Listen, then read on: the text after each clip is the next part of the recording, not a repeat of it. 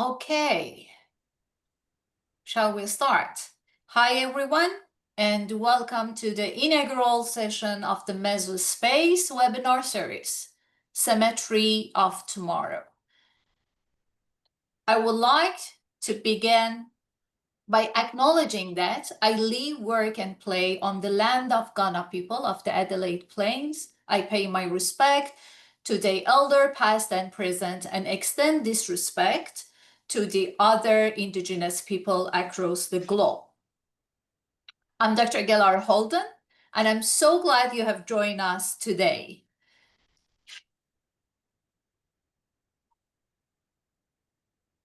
Today, we are going to rethink something that touches every community, yet rarely gets reimagined. Cemeteries. What if these quiet resting places also could become a green sanctuaries, learning hubs, and financially resilient landscape that give back to the living? During the next hour, we will explore how memory, sustainability, and design can coexist beautifully.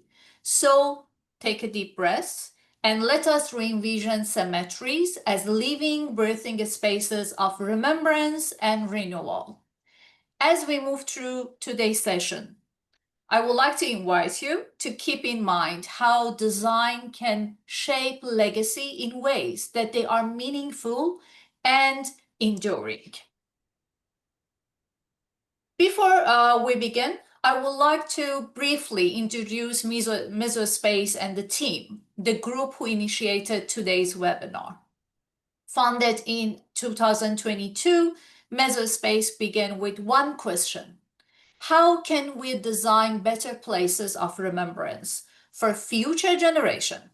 Meso Space is a collaborative, research-driven studio, not a large corporate, dedicated to helping communities build with confidence through space and honor memory while embracing innovation, sustainability, and care. Our team of international collaborators brought together over 25 years of combined experience, from computational design and policy development to landscape architecture, urban design, and planning. Today, presenters, as you may already know, are myself, Gelareh Holden, Dr. Armin Mehdipur, a respected planner, and Hamed Tabakkoli, a landscape architect and researcher. All right, let's dive into the first topic: 8 strategies for building financial sustainability in future cemeteries. As Meso Space, we believe cemeteries can be far more than places of loops. They can become catalysts for sustainability, design learning, and community well-being. Imagine a future when remembrance blends naturally with daily life, where gardens, walking paths, cafes, and learning spaces bring activity to places once still. These aren't just resting grounds. They are living landscapes that grow with their communities. Here is the challenge we all facing. Land is scarce. Maintenance costs keep rising. The community expectations are changing and shifting fast. Therefore, naturally, the traditional model, relying mainly on burial plot sale, can no longer sustain long-term care. So, how do we rethink cemeteries to be financially stable, socially inclusive, and environmentally responsible? Today, we will explore creative, practical ways to turn these challenges into opportunities for renewal.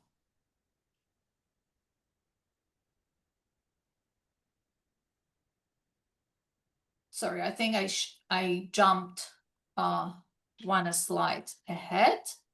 Okay, here we are. Before we go to the specific methods, I would like to share a real-life example from Melbourne.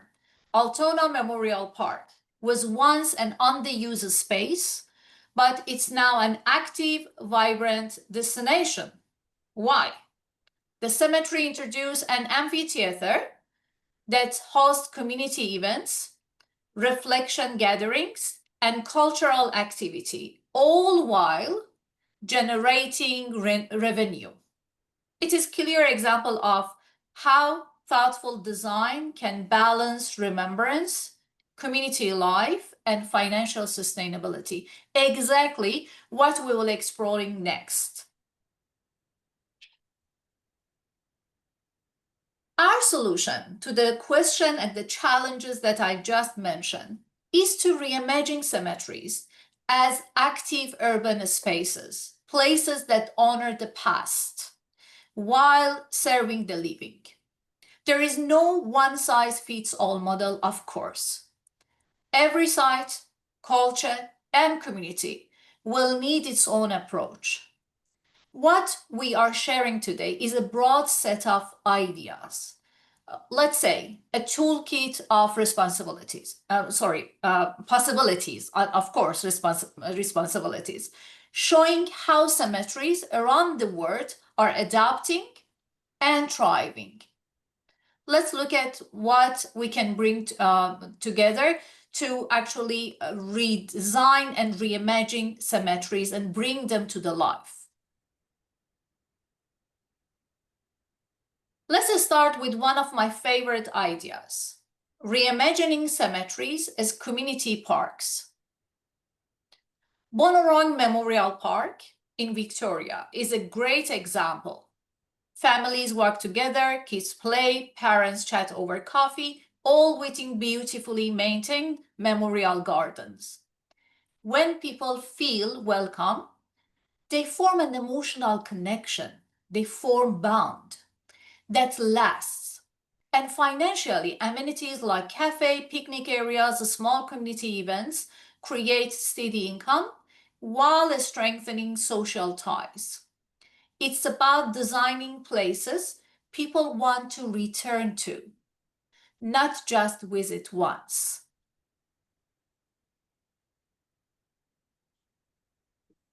Another inspiring approach is turning cemeteries into multi-purpose spaces that grow both connection and revenue. Take the cottage in the graveyard project at Camberdown Cemetery in New South Wales. What used to be a caretaker yard is now a thriving community garden, with locals growing vegetables, tending bees, and harvesting honey. It's a beautiful example of how unused land can literally grow meaning, supporting ecology, education, and friendship while preserving the calm dignity of the cemetery. Another example. Let us look at cemeteries as heritage hubs. Historic sites like Highgate Cemetery in London show how storytelling, tours, and art programs can attract cultural tourism.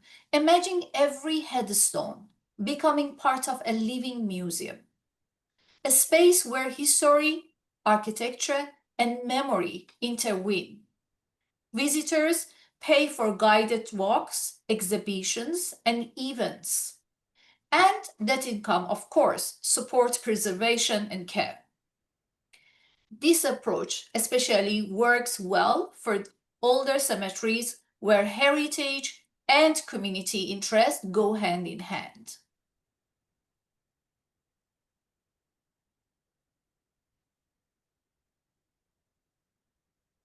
Think of places like Springwell Botanical Cemetery in Victoria, lush, biodiverse, and peaceful.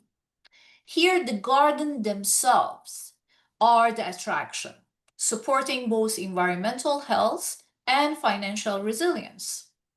With thoughtful planning, a cemetery can become a botanical reference site or even a local tourism destination, offering guided walks, plant sales, or educational programs.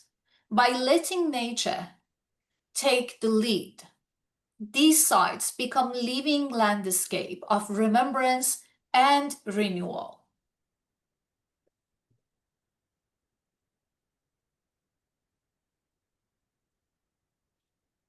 Now for something even a little bit different, very attractive, cemeteries as outdoor event spaces. A very good example, the Hollywood Forever Cemetery in Los Angeles does this beautifully. People gather on the lawns after sunset to watch films under the stars, complete with picnics, music, and themed experiences. Events like this bring an income through ticketing, partnerships, and vendors, while of course drawing a new audience to heritage sites. Done respectfully, which is very important, the cultural aspects and the community agreement, everything all together. They celebrate life and memory, keeping cemeteries relevant, loved, and financially sustainable.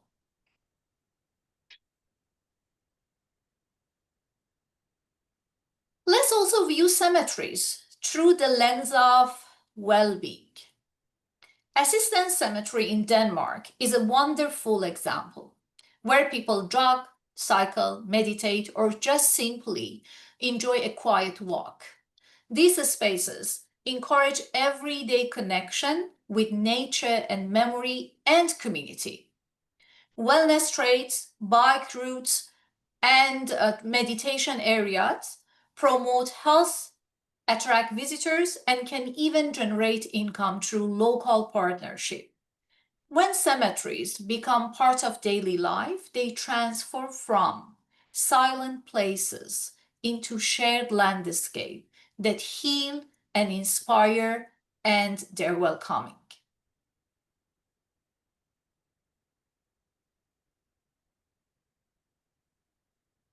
What about cemeteries as wildlife habitats?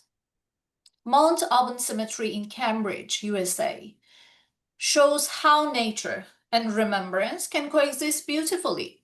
It attracts bird watchers, garden clubs, visitors drawn by its biodiversity.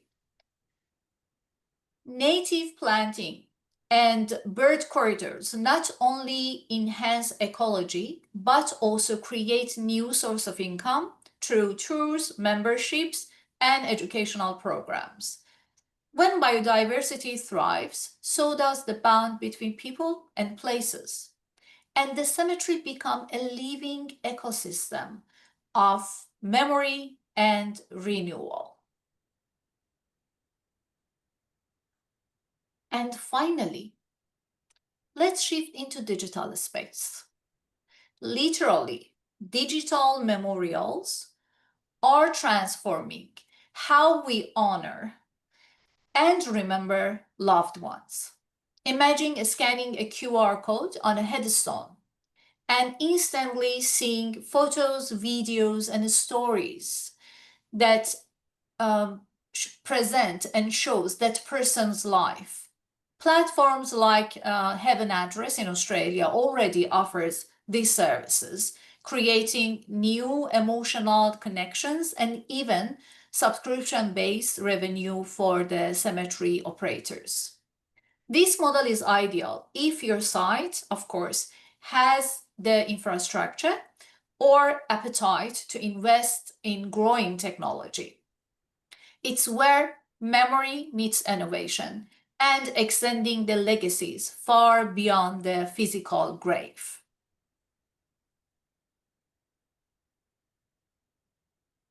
As we wrap up, we have seen my part, of course, wrap up only my part. We have seen how cemeteries can evolve into vibrant community spaces, parks, gardens, heritage hubs, even well-being centers. By diversifying use of cemeteries, we reduce reliance on burial plots, create new income streams, and build lasting community and also financial value. Cemeteries can truly serve both living and the departed.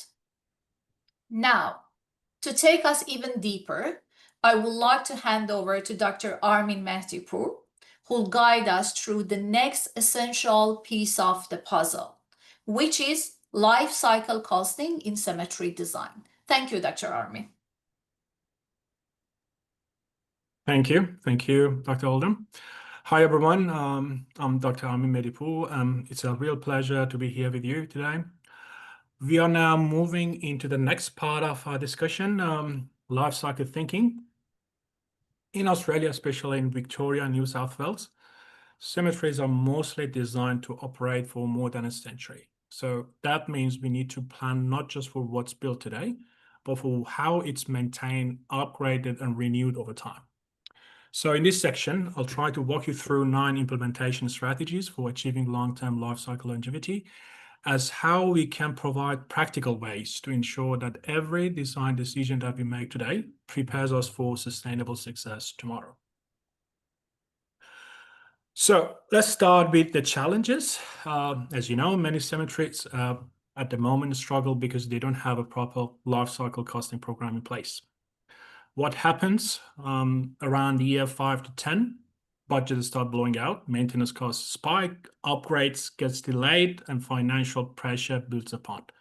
So this can even impact daily operations and public's trust, particularly in the cemeteries management. But there is a good news. We can rectify that. We can anticipate these issues before they even happen. How? By modeling cost as early as we can. When we combine smart planning with low carbon and durable materials, we actually reduce both financial strain and environmental impact. So altogether, it's actually a win-win for long-term sustainability. So before we dive into the life cycle costing, again, I would like to share a quick real-world example here. Project Cultivate at Melbourne General Cemetery by SMCT. In this project, by applying the life cycle costing principles, they have transformed a hard, dry landscape into a cool, welcoming space, simply by recultivating, as you can see here, recultivating all unused surfaces with native grasses. They could dramatically cut irrigation and maintenance costs, saving obviously millions over the long run, while reducing heat across the site. So this case is a great example that shows us how smart life cycle driven design doesn't just make cemeteries greener, they will make them more financially sustainable for decades to come. Life cycle costing. So it's all the stages of the life cycle stages during the implementation and during the design. So life cycle is not something you just add at the end. It's a mindset that runs through every stage of a project. And there are, as you can see here, 5 key stages to consider. First, during the design stage, choose durable materials and efficient system so the cemetery performs well from the start. Second, during construction, make sure what is designed is implemented optimally. Then comes operation, maintaining efficiency, safety, and resilience over time. The renewal stage is about planning upgrades so they are expected, not a surprise. And finally, we have decommissioning, ensuring that if assets even needs to be retired, it doesn't create extra costs or chaos. So I'll try to unpack each of these stages in a little bit more detail shortly. Now building on these 5 stages of life cycle costing, or LCC, let's look at the components that need to be costed within each stage. Every cemetery includes at least 5 major elements: lighting, utility, and security elements, digital infrastructure, built forms like chapels, toilets, and of course, green infrastructure. Particularly green infrastructure, because that's a living space itself and it's changing, it's dynamic, and it's very important that we can plan out these dynamic actually elements and components. Each of these stages has its own lifespan and maintenance rhythm. That's why we need to short, medium, long-term life cycle costing, and it needs to be planned right ahead. When we understand how these components age, how they perform, how they renew, we can smartly keep our cemetery safe, functional, and beautiful for generation. Now let's go through each of these in details. So when we think about life cycle costing, even the smallest details like pathway, hardscape, and landscape, materials, and paving make a big difference. These surfaces carry thousands of footsteps and decades of weather. So material choice really matters here. By selecting durable, low maintenance options like permeable pavers or recycled aggregates, we can dramatically reduce repair costs and surface heat while improving drainage. So it's not just a budget win, it's about creating walkways that remain safe, attractive, and sustainable for everyone. So even by small, thoughtful design choices that we could make, we can prevent big financial headaches of tomorrow. When we invest in green infrastructure, we are really investing in financial success of our cemetery. Trees and landscape, as I said, they are like dynamic elements. They have their own life cycles. As you know, they need regular care, like mulching to retain water, pruning to keep canopies healthy, watering during dry periods, and of course, replanting as all the trees reach their limit. So we need to think about these issues. We need to also think about biodiversity as how we can build resilience through healthy mix of the species that reduce maintenance costs over time and, of course, improve the biodiversity of the site. When these actions are built into the life cycle cost, every stage of growth can be funded and can be planned.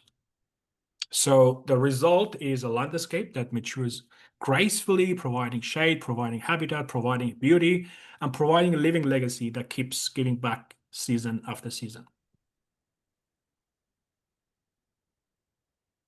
Now let's talk about building sustainability because it goes far beyond the initial design. It's really about how a structure performs over decades of weather and daily use. So by planning to reduce or even eliminate recurring costs like cleaning, repainting, or repairing roofs, we can extend a building's lifespan and protect its materials. So some smart, efficient heating, ventilation, air conditioning system, or which could be actually combined with energy-saving lighting, they can significantly cut running costs and carbon emissions.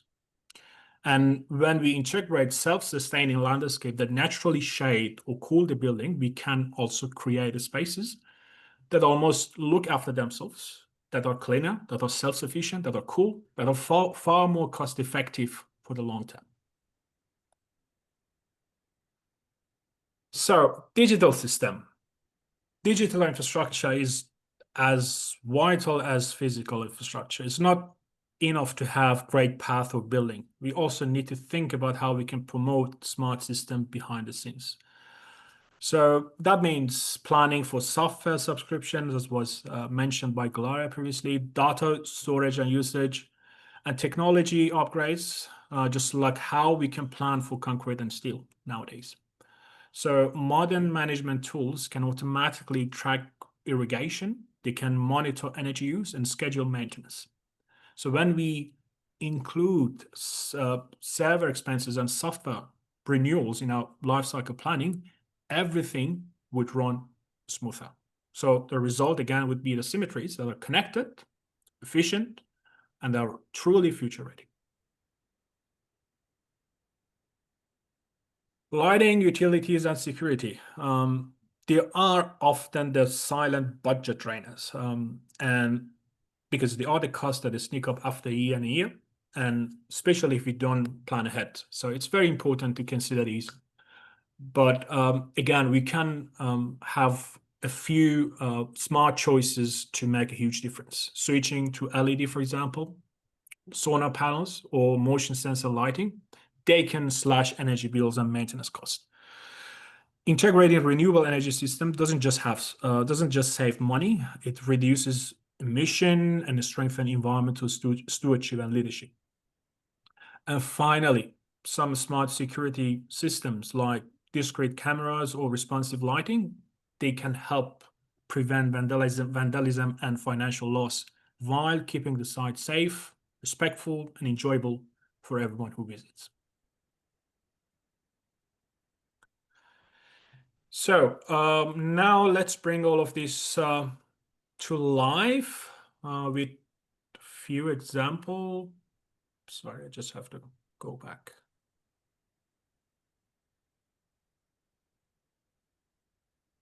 It's out of control. No, okay. As you know, many cemeteries around the world, they have successfully or partially successfully, actually, they have integrated life cycle costing into their operations. So, and the results are just impressive. They've saved millions through predictive maintenance and reuse strategies, and of course, strong community engagement, as discussed earlier by Gelareh. And of course, this case in Australia, Springvale Botanical Garden, it's a great example. We mentioned it again earlier. By using native plants, sensor-based irrigation, and transitioning simply from turf to more resilient plant species, they have dramatically reduced water usage and maintenance costs. So it's a powerful reminder for all of us that sustainability and financial resilience go hand in hand when life cycle thinking is embedded from the start. Next slide, Ohlsdorf, Germany, in north of Germany, Hamburg. So it's a harbor town. It's a very famous city in the north of Germany, and it's another brilliant example for this case of how long-term thinking can achieve and how they can be implemented. Over a 15-year period, this project saved millions, around 4 million, by focusing on life cycle costing. They invested early in energy-efficient lighting, renewable energy system, and resilient planting. So these choices didn't just cut maintenance and energy costs. They also strengthen environmental resilience and, of course, improve visitor experience. So Ohlsdorf proves that when we plan with foresight, cemeteries can become cleaner. They can become safer and financially sustainable for generations to come. And the last case, one of the most famous cemeteries in the world, Père Lachaise in Paris, known globally as a heritage and tourist destination. It's a masterclass, particularly in life cycle costings, because it supports both preservation and profit. So by planting phased investment and anticipating maintenance issues, they managed to align with high tourism flows, which is very controversial and common to Paris. So eventually they succeeded in translating directly into consistent revenue for both the cemetery and its local partners. And of course, this model is particularly relevant for all the heritage cemetery here in Australia, showing how cultural value and financial sustainability could possibly coexist together. So to wrap up this section, let's step back and look at the bigger picture. Moving from short-term fixes to long-term resilience means embedding life cycle costing into every decision we make is important. It's about designing efficiently, planning for investment, and connecting multiple funding streams to build stability over time. So when cemeteries become multifunctional, they evolve into sustainable public spaces. So the key takeaway from my side is to try to align your design with natural systems, with respect to the cultural heritage, and make LCC thinking part of your organization's agenda. And now I'm delighted to hand over to Dr. Hamed Tawakkoli, an expert cemetery design and landscape architect, who will guide us through the next topic. Over to you, Hamed. Yes, thank you very much, everyone, for being with us so far. And thank you, Amin and Dr. Holden, for fantastic presentation. My name is Hamed Tawakkoli, and I'm a landscape architect and researcher since 2016. In this section, I would like to go through the most transformative yet controversial part of the generating financial sustainability for cemeteries, going through 3 strategies for saving land and future cemeteries. I would talk about reuse, reallocation, and optimization, simply RRO of burial spaces. Now, first thing first, why RRO, reuse, reallocation, and optimization of burial spaces are necessary? Well, there is at least 6 reasons. First, urban areas are running out of suitable land, which is equal to us facing land scarcity. The other reason is that reusing maximizes limited land. Therefore, it is equal to social environmental sustainability, if you like. Another reason could be maintaining existing cemeteries is often cheaper than acquiring land. It is pretty obvious that it would be most cost efficient if you maintain the existing footprint of cemeteries rather than expanding our cemeteries outside the boundaries of our cities, specifically talking about the encroaching agricultural land nowadays, talking about Australia, let's say. Another good reason is that many cultures and faiths have traditions of temporary burials. So we can utilize such cultural adaptations. And I'll go through this one in further detail in next slides, specifically talking about the burial shortage of grave infrastructure in Sydney at the moment, and how companies like Metropolitan Memorial Parks and other cemetery trusts can utilize these RRO burial spaces to respond and address the current problems. Another good reason for using RRO burial spaces is obviously financial viability of that. And importantly, it just ensures future generations also have access to burial spaces. For example, if somebody dies, then for the next generation, there would be not enough space for them to be buried inside the existing cemetery. They possibly should be pushed away from the existing. This practice, RRO of burial spaces, could ensure equity of access for future generations. Now, before we dive deep into reuse and reallocation strategies, let's go and look at the real local case study done by GMCT in Altona Memorial Park in Melbourne. This is a fantastic example. Here, a smart design turned a traditional cemetery into an active, financially sustainable urban space by stacking and consolidating cremation positions, which is also a retaining wall. They increased capacity, generated new revenue, and made the site more vibrant and community focused. This is a great reminder that with the right planning, cemeteries can honor the past while funding their own future. Now, obviously, like everything else, there would be ethical, legal, and cultural opportunities and constraints for these RRO practices. I should say cons or constraints could be basically revolving around public resistance. People are not happy to have a cemetery in the backyard, or there are some ethical concerns within the ethnic communities or smaller communities. There are also some cultural norms basically suggesting you're not allowed to touch an existing grave. And clearly, there are many religious objections towards reuse or reallocation of existing graves. On the other hand, there are some other opportunities that we can utilize to implement such RRO practices. If we work with transparency and trust, we can make sure that people would be attracted to reuse and reallocate the existing infrastructure. Also, there are many cases that people are happy with reuse or reallocation. There is already existing grounds for cultural acceptance within our communities. So we can understand them first and utilize them once needed.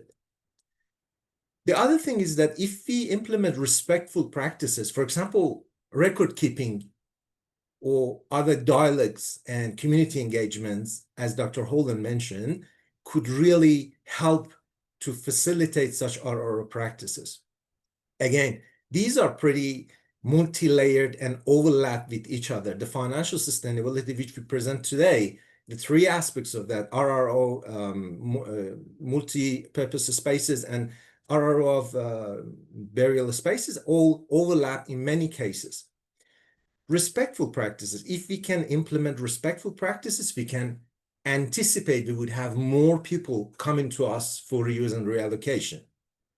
And finally, there are a huge amount of religious flexibility amongst different communities and ethnic communities, for example, in Muslim communities, for reuse and reallocation, which unfortunately hasn't been utilized yet in Australia, as far as I can see. Now, moving to the next phase, reuse, reallocation, and optimization practices must conform to at least 4 aspects. First of all, they need to complement the larger operational necessity of the cemetery. They shouldn't be a burden to existing cemetery, but rather they should complement, and grave reuse should be maintaining the overall cemetery operations. The second aspect that our practices must conform is land optimization. If you're doing something, but we are not saving some land or not optimizing land, probably something is wrong. So we have to make sure that this is relevant to NPV of the project, as well as generating some land, free land in our existing cemeteries. The third part must conform to cultural sensitivity of the larger environment. Again, this is not a one-size-fits-all. We need to tailor every single approach based on a specific community, the specific target community which we are working with. If you're working with Muslim community, if you're working with Christian communities, Lutheran communities, Jewish communities, we need to understand their cultural sensitivity and address such sensitivities. And finally, we need a new typology of governance. That's the very important thing. And in fact, if I'm going to redo this slide later on in the future, I might just put the governance safeguards on top rather than bottom. Because you see, this is a top-down process, is not a bottom-up process. We need first to generate those advanced governance tools and regulations to be able to utilize those 3 aspects. As far as I remember, the latest Burial and Cremation Act belongs to Australian Capital Territory in 2020. And in fact, that Cemeteries and Crematoria Act 2020 Act is addressing space renewal, RRO of great infrastructure. But again, there is a long way for us to go through. And I think if there is anybody from the government agencies in this meeting, I highly draw your attention to this aspect of governance safeguards and how we can enhance our existing law and regulation regarding death care and cemeteries. Now, across the world, cities are rethinking cemetery spaces, honoring heritage while maintaining land responsibly. Let me quickly walk through 8 proven models here. The first model is time-limited grave leases. In much of Europe, families purchase rights for 3 to 75 years. When the term ends, remains are respectfully moved to an ossuary or columbarium, and the plot can be reused. The second method is lift and deepen method, used in UK, in Adelaide quite recently, South Australia, and South Africa. Their remains are carefully lowered, specifically after a certain amount of time. The shaft deepened, and the new burial is placed above. Basically, you squeeze, if you empty the below grounds and just squeeze down the existing compacted sort of burial sections. Therefore, it just increased the vertical capacity without expanding boundaries. This is a very good technique. You see, at the moment with the traditional method, we could have maximum 2 up to 3 interment per grave. But this method, you can go up as far as 5, 6, maybe 10 if you like, depending on your machinery and the technology you're using, could significantly change the game for us. The third method is continuous regulated reuse, specifically in the Scandinavian countries, combines high cremation rates with strong municipal oversight. Oslo and Copenhagen keep supply stable even in dense and urban contexts. As you know, these two cities are pretty dense, and this is pretty much overlap with the first item time-limited grave leases, but the regulation could change. The fourth method is reuse after 75 years. It is important because it is already implemented in England and Wales and is moving towards formal legislations. This is something that I mentioned before. We need to provide more advanced legislations in order to support RRO of burial infrastructure. The fifth method is ossuaries, columbarium, and green cremation, pretty much the same as covering the first and second topic. The green cremation, like alkaline hydrolysis, these methods could reduce land use and environmental impact while respecting ritual needs. The sixth method is perpetual reuse in Islamic practices that provides culturally grounded sustainability through shared or sequential family graves once decomposition is complete. If somebody from Metropolitan Memorial Parks of Sydney is here, I think that the key to your current issue, the shortage of infrastructure in Sydney, could lay into this specific component. As you know, Rookwood Cemetery in Sydney already filled. There is a sort of controversial proposition to reuse the existing Carnarvon Golf Club to form a new cemetery for Islamic communities. And I think if you think through this again and you try to utilize these reuse and reallocation capabilities amongst Islamic communities, which are pretty growing in Australia, in Melbourne and Sydney and all around Australia, they could help us really well. The next method is infill burials. This is very simple. If you've got a cemetery in perpetuity or you've got an old cemetery, you can map out the existing empty spaces and you can reuse them depending on what you need here. And finally, vertical mausoleums. Vertical and high density mausoleums are common in Southern Europe, Latin America, and increasingly in Australia, and pairs memorial architecture with compact urban form.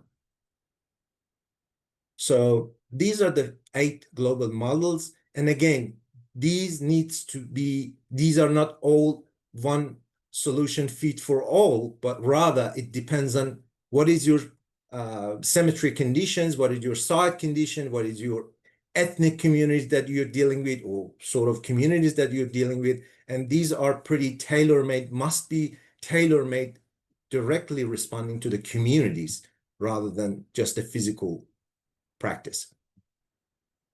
Now, this is a takeaway from this part 3 of this presentation, a goodie from us.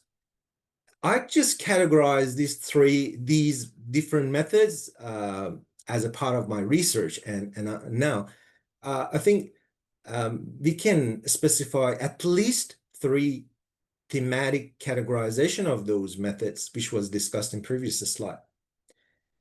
You got 3 methods possible. Whether you want to replace or remove burial in short or long run, then you call it land renewal and reuse models, just like lift and deepen technique, which I've discussed before. The next method, the second method, is thinking about having a permanent burial, but optimizing the space through increasing the density and other methods, for example, mausoleums, natural burials, and so on and so forth. And finally, rethinking the perception of burial, for example, using green cremation. So it would be pretty compact. It does not have a significant impact on land acquisition and land use. Therefore, cultural and environmental innovation can be considered as the third category of these thematic categorization. Again, these are really depending on your site condition and the communities. You may use 1, 2, or 3 of these methods at the same time, depending on what you need. But at the end of the day, we need to guarantee that they create financial relief for cemeteries, provide less environmental impact, and changing the traditional perception of burial amongst communities. Now, going through conclusion here, I would like to give you a roadmap how to create space renewal process in a cemetery. Probably you would have an urban cemetery which is facing spatial limits, and you wish to have a multifunctional, nice, sustainable cemetery. These are the steps to proceed through these methods. First of all, you need to understand your cemetery space limits. What are your limits? What is your requirements? What are the communities that you're dealing with? And this is the basics. It is equal to feasibility study that you need to understand the larger context of your site before deciding what to do, what is the next step. In order to do so, again, as we discussed before, we need to reframe our legal frameworks. We need to rethink our legal frameworks in order to ensure fairness and prevent mistrust amongst communities. To do so, we need to have comprehensive community engagements. This requires respectful dialogue and education within the community, and make sure they're happy, they're understanding that. And again, going back to the previous discussion, we need to find those religious flexibilities and utilize those flexibilities to make money out of these possibilities. And finally, it requires a clear record keeping. We need to implement immaculate record keeping due to the fact that we need to maintain the trust and safeguard the heritage. And I can assure you that this could end up to a sustainable cemetery space, which is multifunctional, as Dr. Holden covered, multifunctional green spaces created. Now, this brings us to the end of the discussion, part 3. But please don't forget to register for our future webinars. Topic 1, financial sustainability, already crossed over 3 topics.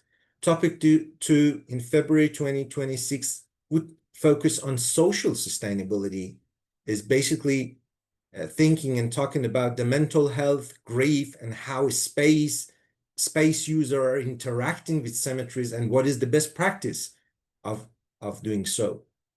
Topic 3 in April 2026, environmental sustainability. It looks like a green infrastructure handbook for cemeteries, if you like. And please don't forget to register for this one, because this is a really good one, focusing on green infrastructure and how to utilize planting and green infrastructure in different cemeteries, old and new. Topic 4, sustainable governance.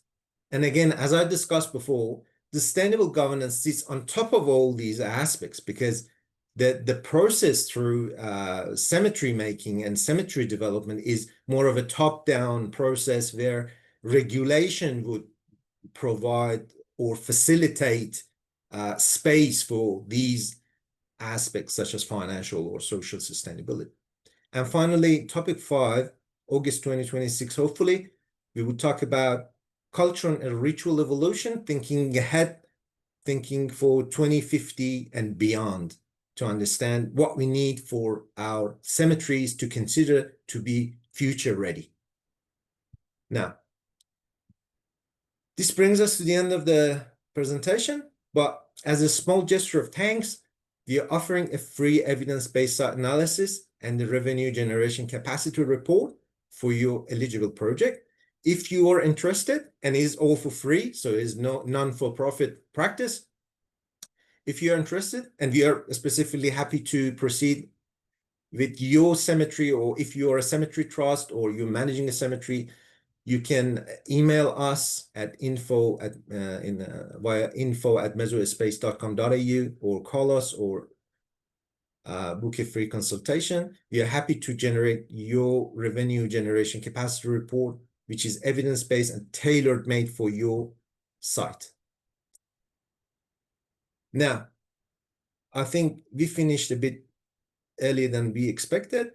So if there is any questions, or you want to ask or challenge or share your perspective, specifically if you're interested in a specific sites, or you want to ask questions about your specific cemetery or site, please feel free to ask your question in QA in chat box. Okay. Ahmed, we do have some questions.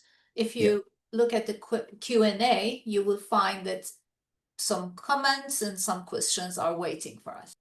Sorry, I can't see my QA box, but if you can read out the QA box, and yourself, you can respond if you like. I can see one question here. Hello, or most of the laws relating to deepening existing graves, how we bury, etc., generally local government in Australia or a state government? Well, I guess it is a state government, it's not local government, except in Queensland. Queensland regulation, Burials Assistance Act 1965, which is a pretty old legislation, and Local Government Act 2009 empowers local governments to establish and manage cemeteries. Other than that, should be state or federal. I can see that Emma also questioned that is it possible to place to receive a copy of the presentation after today? Of course, if you send us an email or respond to the email that we sent earlier, there is a tick box, so you can register there, and I would be able to send you the recording and the slides of this webinar. And Marion mentioned that, are there many forest cemeteries in Australia? Are there many? Sorry. Forest.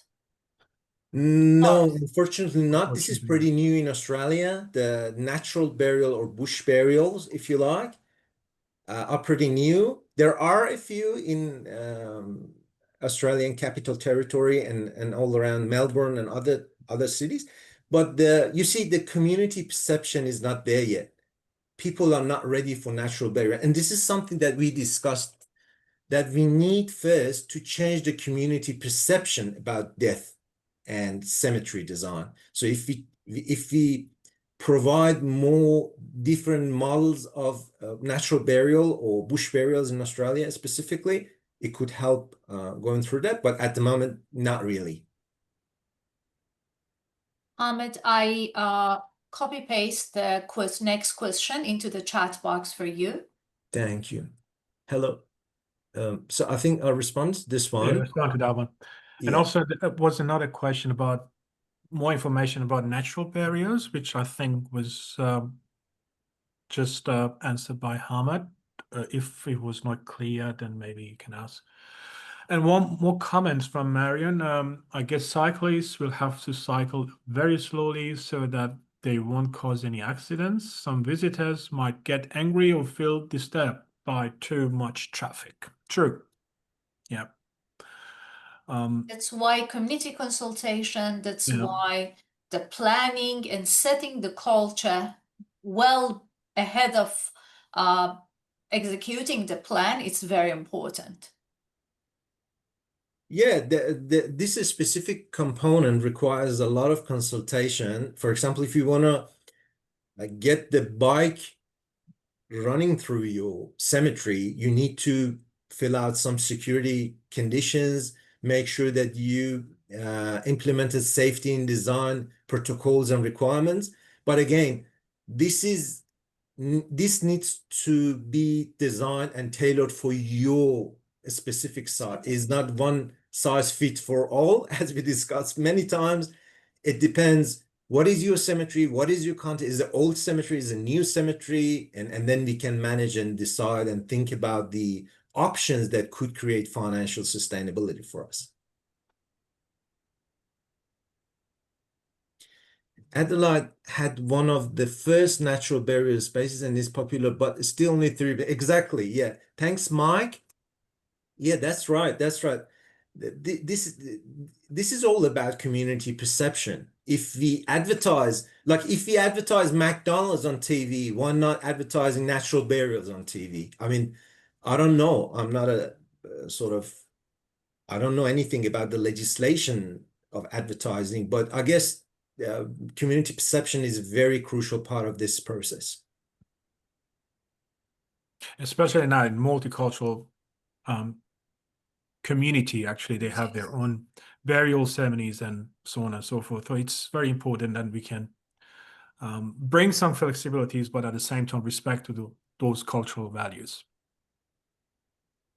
Yeah, I can see another note from Anonymous attendee. Yeah, great example of those natural burial in New Zealand. As often the case of Kiwis are ahead of Aussies. Yeah, because the Kiwis got a traditional Aussies culture is coming from European background, whereas the Kiwis is coming more of a sort of indigenous culture and understanding of the nature clearly. And also, Hamid, would you like to take the one from Christine? Christine, thank you, Christine, for your question. As many cemeteries have a heritage listing, how do you engage with conservation management plans that outline areas of significance for protection with constraints related to future changes? This is a very good question. So in Australia, talking about Australia, we possibly, in regards to heritage, we're talking about European heritage or cultural management heritage, which is in Aboriginal heritage management. All of these practices and cemeteries needs to be planned ahead via generating either a CHMP, Cultural Heritage Management Plan, or European Heritage Management Plan. And then through that process, through that engagement with the heritage consultant, we can decide what is the potentiality of the site, how we can deal with these questions and problems, and then we can decide based on that. Very good question, Christine. Thank you.